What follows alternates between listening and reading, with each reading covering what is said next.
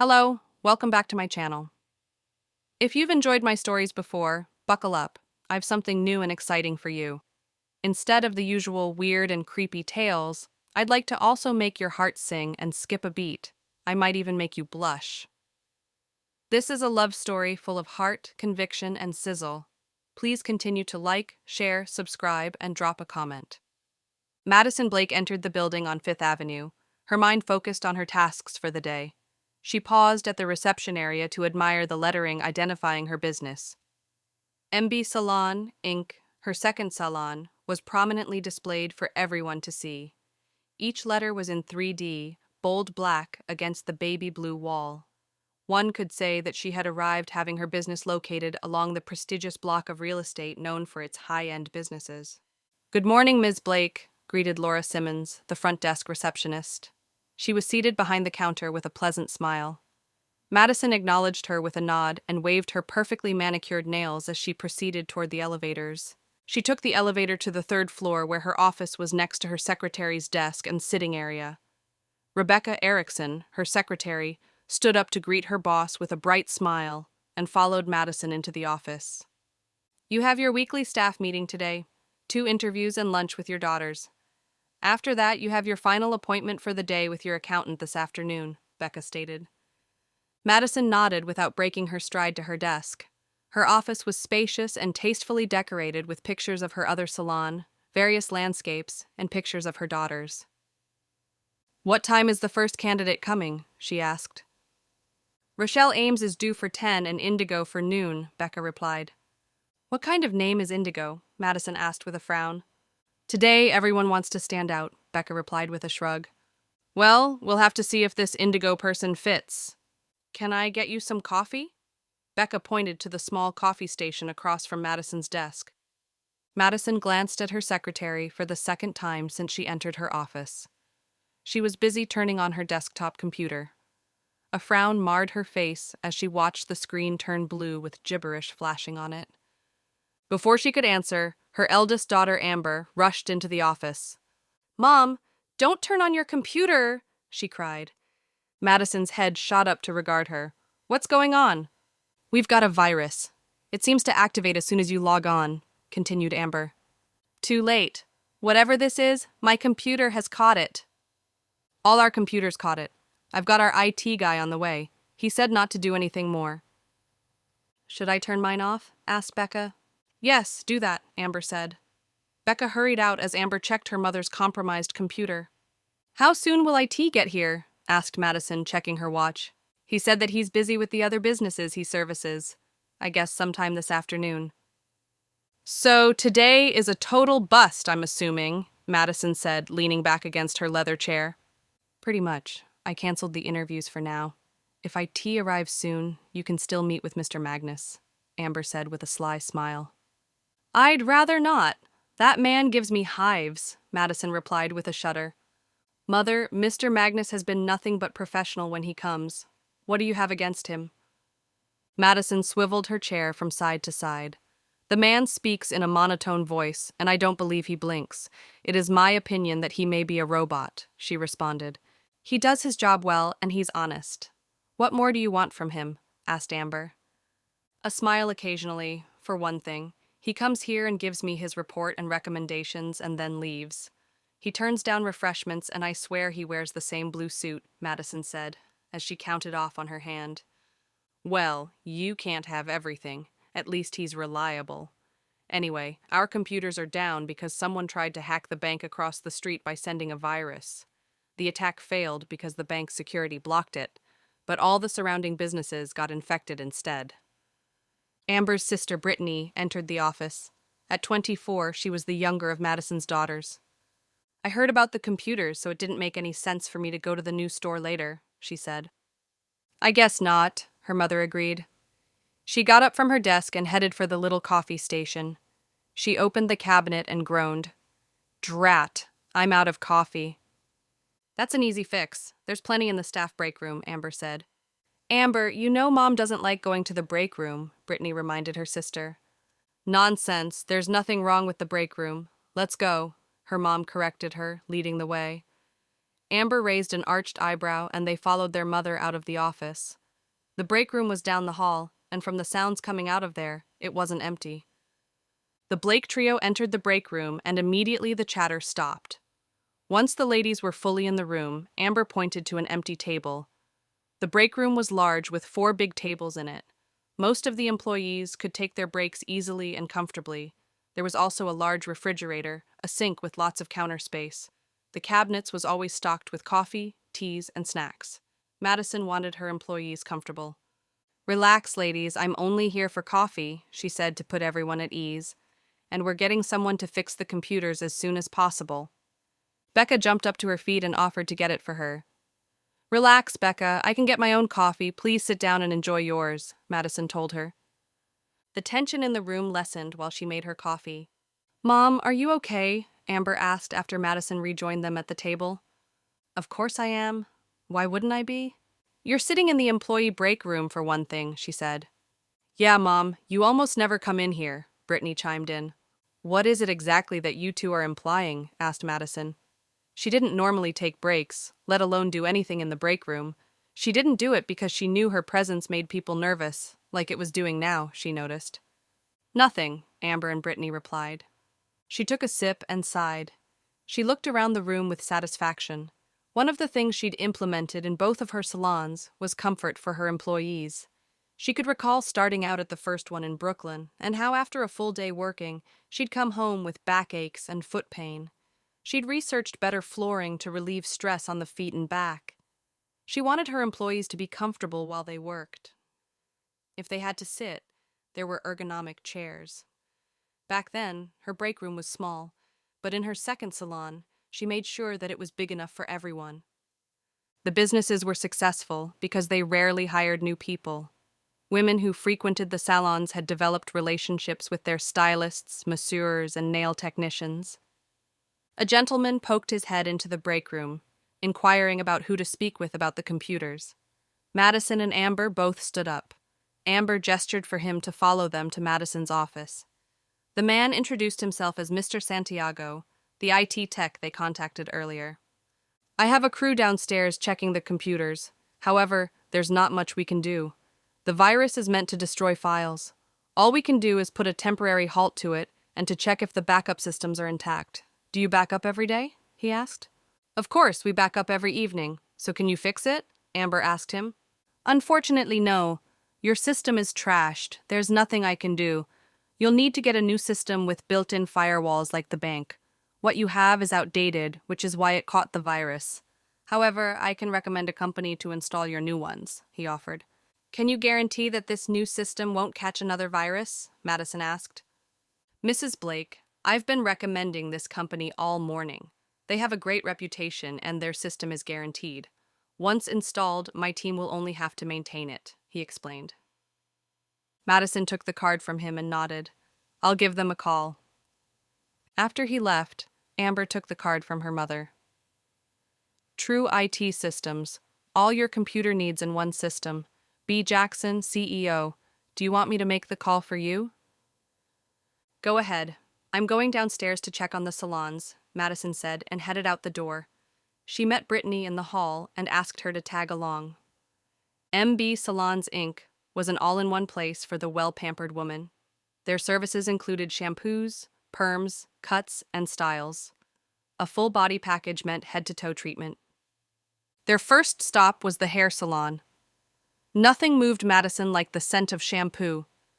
There were 24 stations and well-trained technicians were busy washing, coloring, and perming their clients. All heads turned to them as they walked further into the area.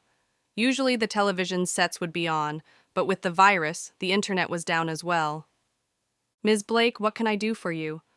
"Crystal," the lead stylist asked. "I came to see if everything is running smoothly," Madison informed her. "Yes, as long as Laura keeps us informed of who's out there and what the appointment is for. We've already implemented a system. We won't be taking any walk-ins today. Any word on how soon we can get back online?" "We're working on it," Brittany answered. "Okay, were you interested in booking a spot, Ms. Blake?" "No, Crystal, I came to make sure that you're okay." It was the same with the massage and sauna suites and nail stations. Everyone was doing okay. It made her feel proud that everyone was on the same page and worked well together, even in a crisis. Madison leaned against the wall on the elevator ride back up to her office and sighed. Brittany understood what that sigh meant, but didn't know what to do about it. When they stepped off the elevator, they headed to Amber's office. It was smaller than Madison's, and the decor was different. She enjoyed ultra-modern wall art and bold colors. She looked up at them expectantly. "Well, are they okay down there?" "Of course they are. We have great people working for us," Brittany answered. "So why the long face?" she asked further. "I think Mom feels like they don't need her anymore.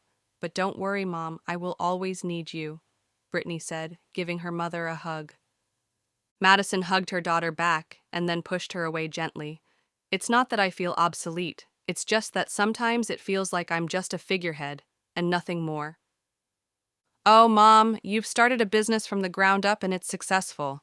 We're getting ready to open a third store soon. Sometimes success means you don't have to do the grunt work anymore," Amber said sagely. "Soon all of this will be yours. That's what I've worked so hard for." "Not anytime soon, I hope. There's still so much more we can learn from you. Besides, you're not old enough to retire yet," Brittany said.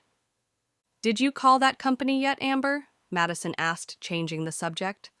"They said that we'd be their last appointment for the day. We should expect them sometime after 1, she relayed. "Good. Why don't we go to lunch a little early?" suggested Brittany. "Are you buying?" Amber asked. Brittany's face broke out in a brilliant smile. "As a matter of fact, yes." "Where are we going? I don't want pizza or Chinese," Amber continued. "I'm taking you to that new soul food restaurant that opened up 2 weeks ago. You've been? Is the food any good?" "Yes, and you're gonna love it." Brittany's face grew serious. "I also want you to meet someone." "Is he that someone you've been mooning over these past few weeks?" guessed Amber. "Yes, and I want you to meet him, but I'm nervous that you might scare him away." "Who, me or Mom?" "Both of you," Brittany replied, pointing at them. "I want to meet him, and I promise I won't embarrass you," Amber said.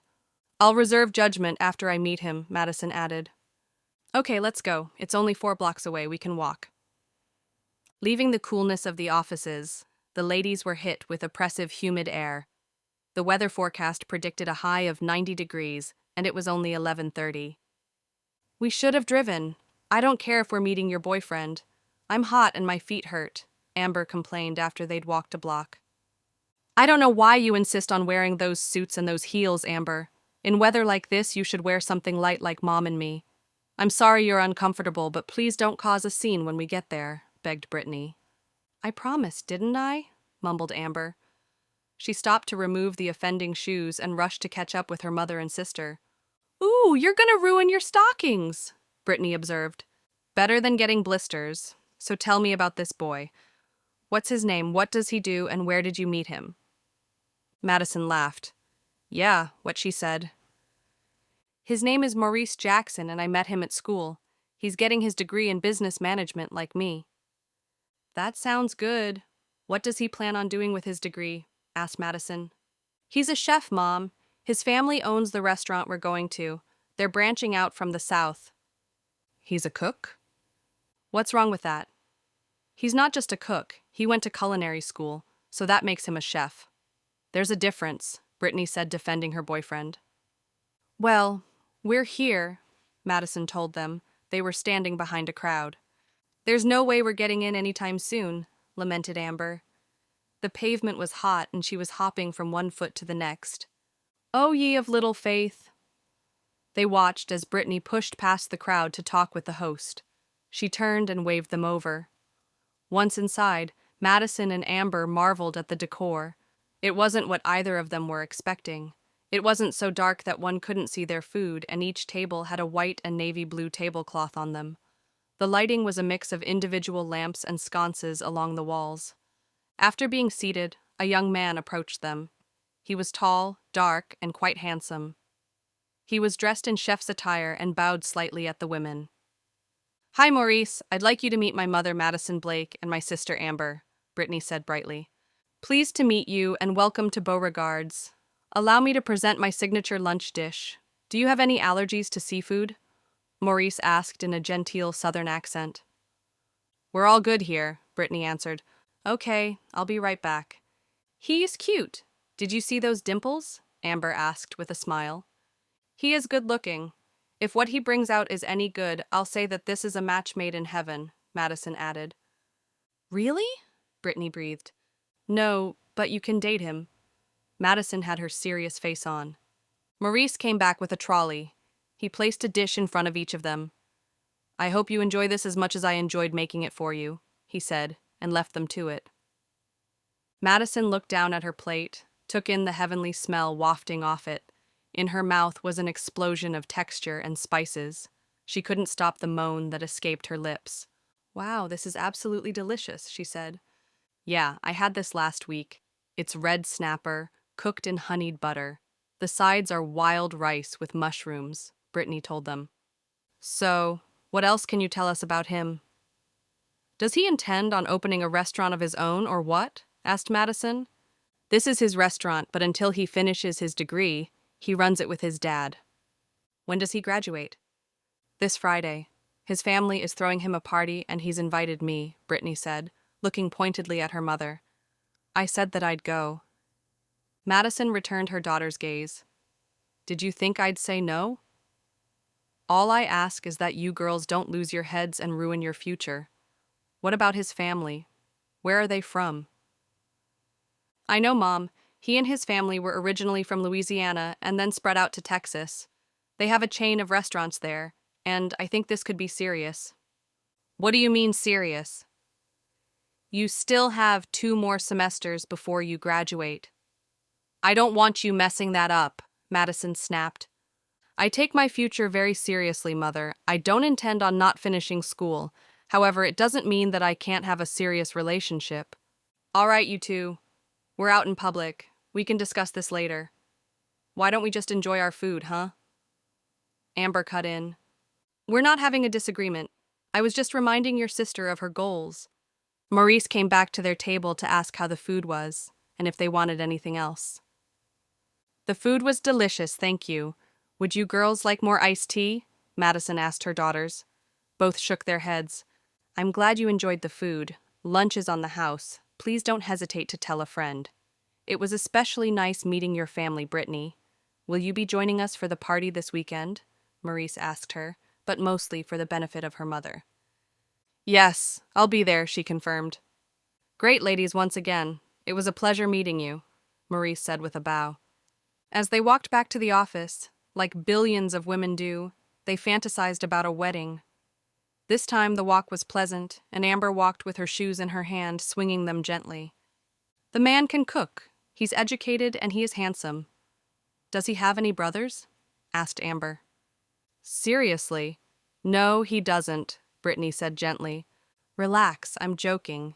I don't know about you, Mom, but I like him. He sounds like he's from a good family, and he has goals. I like him too, Madison agreed. Great. I'm glad you like him. He was nervous about meeting you, especially you, Mom. Did you know that in the business world, you rank right up there with the 100 best entrepreneur companies? That doesn't make me unapproachable, does it? I mean, I'm personable and easy to talk with, right? Oh, sure, Mom. You're very easy to talk with. Brittany skipped ahead to escape the playful tap her mother was aiming at her. Becca was sitting at her desk when they returned. Someone from the True IT company called. He said that he'll be here in 10 minutes. Thanks, Becca, Madison said, and hurried into her office. She rushed to the half-bath to brush her teeth. She didn't think it would make a good impression to have fishy breath. She was just touching up her hair and makeup when Becca knocked and walked into the office. Madison met her and the gentleman following her, partway into the office. She placed a bright smile on her face and swallowed hard. Are you from True IT? I'm Madison Blake.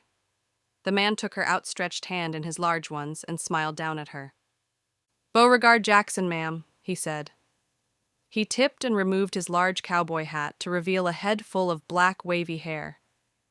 He was wearing a button-down blue shirt and dark blue jeans. He looked around the office and nodded to himself. Mr. Santiago tells me that your system got caught up in that fiasco from across the street. Where's your computer? I'd like to take a look at it.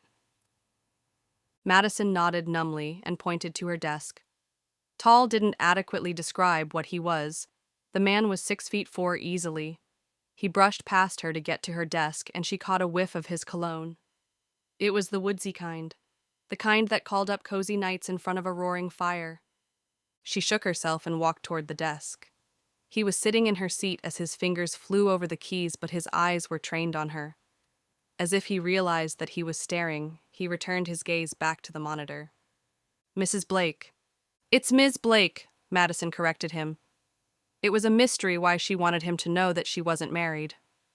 She went to sit in a chair in the small sitting area across the room and crossed her legs. Ms. Blake, I'm sure Mr. Santiago told you that your system is trashed. There is nothing I can salvage here. I commend you on backing up, otherwise you would have lost everything. I can install a brand new system for you, but it will have to be tomorrow. Also, because I have other appointments scheduled as well, I'll have to squeeze you in, he said. He looked up across the room at her. His eyes traveled up her shapely legs before settling on her face. Madison pulled on the hem of her dress before looking back at him. What time are you talking about? Early tomorrow. I understand that your clients start coming in for appointments by 10 in the morning, correct? Yes, but the staff comes in even earlier to prep and such. They would need the computers to get information on each client. The earliest I can make it here is 9, and I'll need at least an hour to get the systems installed. You have 8 units. My staff is stretched thin as it is. I'll tell you what, we can do 5 of your most needed units and come back another time to finish the rest? Okay, I guess we'll manage until then. My other establishments have the same system as what I have here. I'm not sure if they'd been compromised as well, but can I hire your company to outfit them too? That won't be a problem, he replied and stood up. Well, I guess I'll see you in the morning. He grabbed his hat and followed her to the door.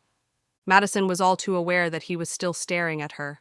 Once he was safely on the other side of the door, she let out a breath she wasn't aware she'd been holding. What was that? She asked aloud. Beau Jackson got on the elevator and leaned against its walls. What the hell? He asked aloud. A woman like that is not alone, even though she said that she was a Ms. A woman like that had a man. He told himself to get a grip. Well, is he coming back to fix the computers? Amber asked, walking into the office with Brittany trailing behind her. Yes, he'll be back in the morning early. He can only do 3 downstairs and 2 up here. He said that he's booked solid and is squeezing us in, Madison reported absent-mindedly. Hey, did you book him for the others? Asked Amber. Of course I did. Mom, are you okay? Brittany asked her. Sure, baby, I'm fine. Is there something you wanted? I wanted to let you know that I was going to spend the night at Amber's tonight. I'll be studying most of the night. I have 2 finals tomorrow, and afterwards, I'll go to the new store straight from classes. Madison looked from one daughter to the other. Is that okay with you, Amber? It's fine. I'm meeting with Daniel, but I shouldn't be too late. Are you two going to make up? Madison asked with hope in her voice. Amber had been dating and eventually got engaged to one of the hottest and upcoming basketball players in the NBA. She broke off the engagement and wouldn't talk about it. No, we're not. Daniel and I want different things. He asked to talk and I agreed to hear him out, but I haven't changed my mind. Okay, if you need to talk later, I'm here for you. Thanks, Mom. Madison watched her daughters walk out and then headed for the break room. She walked back slowly with a cup of coffee back to her office. She caught the scent of Mr. Jackson's cologne and frowned. She couldn't understand why he made her feel so uncomfortable. It wasn't like she'd been out of the dating game too long. She did see men occasionally. She just didn't want anything from them other than pleasant company. She had to admit that he was good-looking. Handsome, in fact. He had dimples so deep, one was tempted to stick a finger in them. What was it with men and dimples today? Didn't Brittany's Maurice have dimples too? She was certain that Mr. Jackson would not be pleasant company. Tomorrow she was going to make sure that he knew his place. With her armor back firmly in place, Madison pulled out her phone to call her best friend in all the world. If you are enjoying this story, stay tuned for the next installment. Hit the like button and don't forget to subscribe. Until next time, stay blessed.